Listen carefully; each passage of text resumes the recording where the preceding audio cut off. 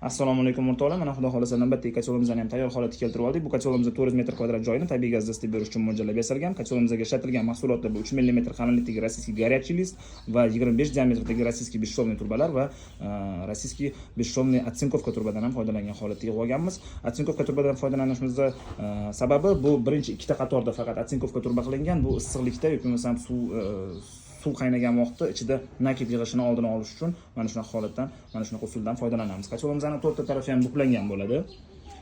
Bu kacholimizning issiqlik yoki bosim natijasida deformatsiya bo'lishini oldini olish uchun mana shunaqa holatdan foydalanamiz va zaklopkalar berib chiqilgan ichki qismi bilan birlashtirilgan holatda bu ham kacholimizning yana ham bosimga chidamli qilish uchun shunaqa usuldan foydalanamiz. Shoflarimiz mana shunday ko'rinishda bo'ladi.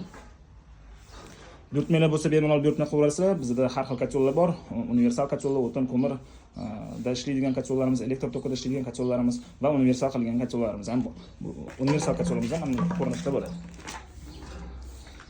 Bu kacholimiz asosan tabiiy gazda, qo'shimcha holatda o'tin yoki ko'mirda ham ishlashga mo'ljallangan.